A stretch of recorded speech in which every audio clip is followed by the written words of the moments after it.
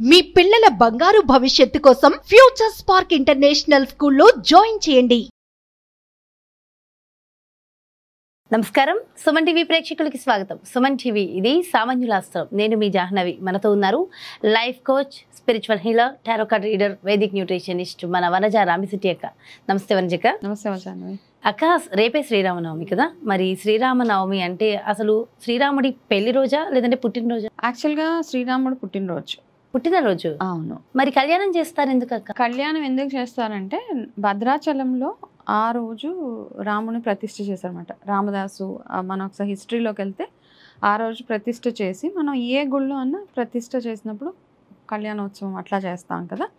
So అట్లా అందుకని ఆ రోజు యాక్చువల్గా కళ్యాణం చేస్తారనమాట. అంటే రాముడు సీత ఇద్దరిని ప్రతిష్ఠ చేసి ఇద్దరు కలిసి, అమ్మవారు ఆయన అవతారం కదా, ఆయన 7వ అవతారం కదా, విష్ణుమూర్తి 7వ అవతారం కాబట్టి ఇద్దరికి కలిపి ఆ రోజు భద్రాచలంలో స్టార్ట్ చేశారు కళ్యాణం. అట్లా అది అలా అందరూ కంటిన్యూ చేస్తారనమాట. ప్రతి గుళ్ళో ఆయన కళ్యాణం. యాక్చువల్గా ఏంటంటే ఇది ఆయన పుట్టినరోజు, రాముడు పుట్టినరోజు. అది వసంత నవరాత్రుల ఆఖరి రోజు, నవమి రోజు ఆయన పుట్టారు. అది ఉగాది తర్వాత మొదలైన నవరాత్రుల్లో ఇది ఆఖరి రోజు. సో ఆ రోజు ఆయన పుట్టారు కాబట్టి యాక్చువల్గా బర్త్డే, పుట్టినరోజు. కానీ కళ్యాణం కూడా ఇలాగా అంటే మనం అదొక సెలబ్రేషన్లా చేయాలి కాబట్టి కళ్యాణం చేసి ఇద్దరికి అనమాట, అమ్మవారికి ఆయనకి, లక్ష్మీ అమ్మవారికి ఆయన విష్ణుమూర్తికి ఇద్దరికి కలిపి ఒక ఉత్సవం లాగా చేయాలి కాబట్టి వీళ్ళిద్దరు విష్ణుమూర్తి లక్ష్మీ అవతారం కాబట్టి ఆ రోజు చేస్తారు. ఓకే, అసలు ఏం చేయాలి ఆ రోజు? ఆచరించవలసిన విధి విధానాలు ప్రత్యేకించి ఏమైనా ఉన్నాయా? నార్మల్గానే ఇప్పుడు కళ్యాణం అవి ఎలా చేస్తామమ్మా మనం గుళ్ళలో, ప్రతి గుడిలో మనం చూస్తాం కళ్యాణం. యాక్చువల్లీ ఏంటంటే ఎవరికైనా పెళ్ళిళ్ళు కాలేదు అట్లా ఉంటారు కదా, వాళ్ళు కళ్యాణంలో పార్టిసిపేట్ చేస్తారు వెళ్ళి అనమాట. ఎక్కడైనా కళ్యాణం అవుతే అండ్ అదే మేము చేయిస్తాం కళ్యాణం అని మొక్కుకున్న వాళ్ళు ఉంటారు. ఎవరికైనా ఆడపిల్లలకి ఎవరికైనా పెళ్ళి డిలే అవుతుంటే కనుక, కాకపోతే ఈసారి వెళ్ళి కళ్యాణం దగ్గర కూర్చొని అక్కడ కళ్యాణం తలంబ్రాలు ఇస్తారు కదా, భద్రాచలం అయితే ముత్యాలు ఇస్తారనమాట.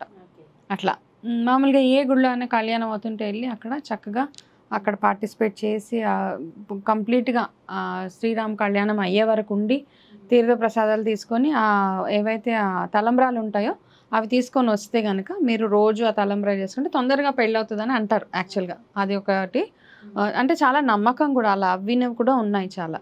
అక్క, ఇప్పుడు మనం జనరల్గా ప్రత్యేకించి శ్రీరామనవమి పండుగను తీసుకుంటే పానకం, వడపప్పు ఇవి ముఖ్యంగా ఉంటాయి కదా.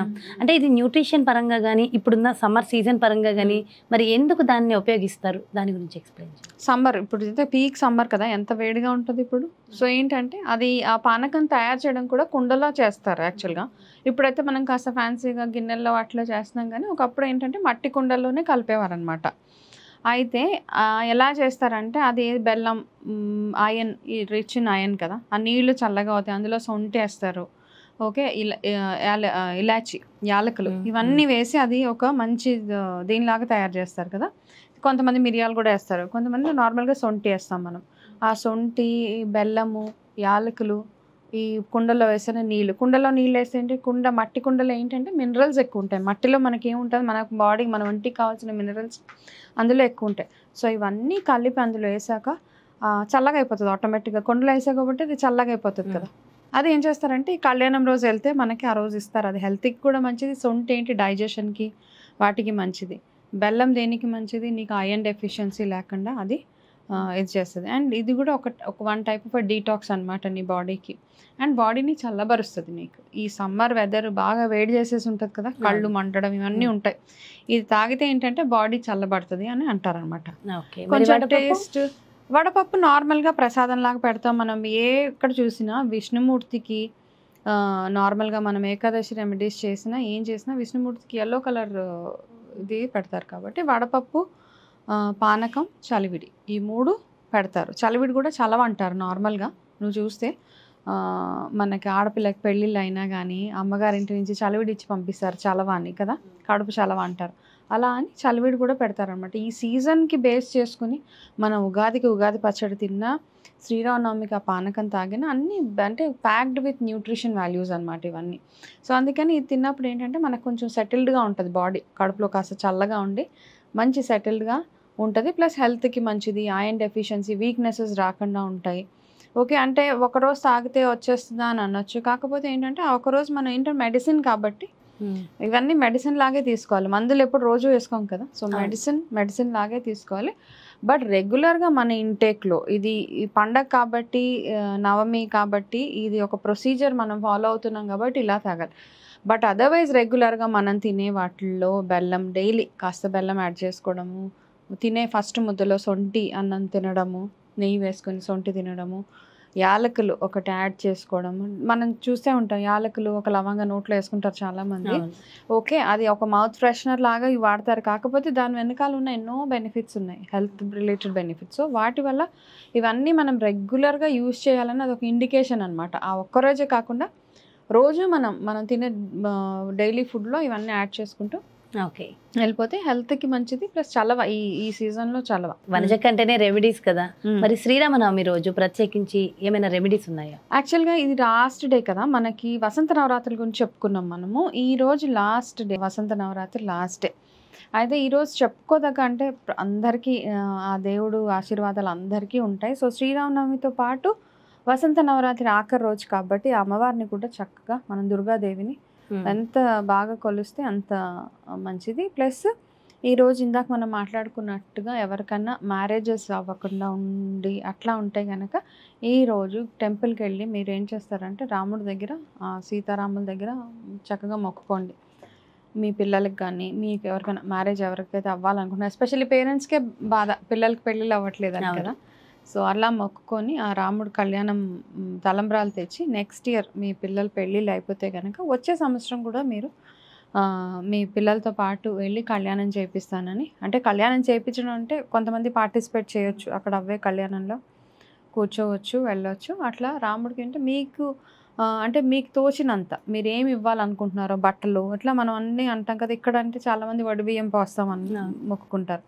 అట్లా మీకు ఏది తోస్తే అది అట్లా రాముడికి ఆ సీతకి దండం పెట్టుకొని చక్కగా మీ పిల్లలు పెళ్ళిళ్ళు అయిపోవాలి అని అనుకుంటే హ్యాపీగా ఈసారి ఎస్పెషల్లీ అలా చేస్తే. ఒకప్పుడు అక్క అంటే కొంచెం ఒక 20 సంవత్సరాల క్రితం వెళ్తే శ్రీరామనవమి రోజు ఇసున కర్రలు ఇచ్చేవారు కదా ఎక్కువగా. ఎండాకాలం అలాంటి అంతేనా? ఎండాకాలం అన్నిటికీ ఎండాకాలంకి ఇదే అనమాట. మనం ఏంటంటే మనకి దాని బ్యాక్గ్రౌండ్ అంటే ఏది చేసినా బాగా ఆలోచించి చేసేవాళ్ళు మన పెద్దవాళ్ళు కదా. పాతకాలంలో ఏంటంటే ప్రతిదానికి ఒక రీజనింగ్ ఉండేది, ఎందుకు ఇస్తున్నారు మూఢనమ్మకాలు అనేస్తారు. కాకపోతే ఏంటంటే వేడి, ఎండ కాబట్టి అప్పుడు విసనకర్రలు కదా, ఫ్యాన్స్, ఏసీస్ ఏమున్నాయి, అదొక మంచి ఇదనమాట. అట్లా ఇస్తే ఏమవుతుందంటే కూర్చుని వాళ్ళకి ఇబ్బంది లేకుండా చక్కగా అవును. మా చిన్నప్పుడు మేము గుడికి వెళ్తే మెయిన్ గా శ్రీరామనవమి రోజు విసనకర్రలు ఇచ్చేవారు. విసనకర్రలు పంచుతారు, ఇంకా చాలా ఉంటాయి, గాజులు, ముత్యాలు పంచుతారు. అట్లా మన స్తోమత ఎంత ఉంటే అంత. కాకపోతే ఈసారి వసంత నవరాత్రి లాస్ట్ డే అందరంటే మనం లాస్ట్ టైం చెప్పుకున్నాం, చక్కగా ఈ 9 days అయిపోయి ఈ రామనవమికి బుక్ రాయమని చెప్పాను.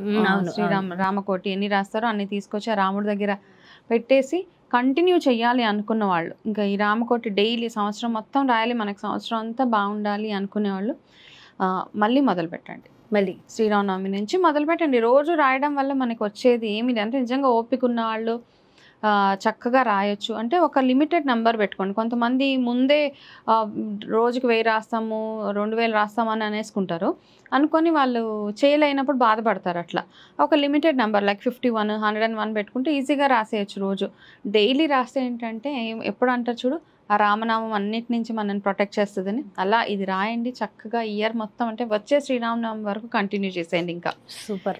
అట్లా చేస్తే ఖచ్చితంగా మీ లైఫ్లో జరిగే మంచి మంచి చేంజెస్, అంటే మీకు వచ్చే ఆటంకాలు కూడా అలాగే తొలగిపోతాయి. మనం ఈ రాముడు గురించి, రామకోటి గురించి చాలా వీడియోస్లో మాట్లాడుకున్నాము.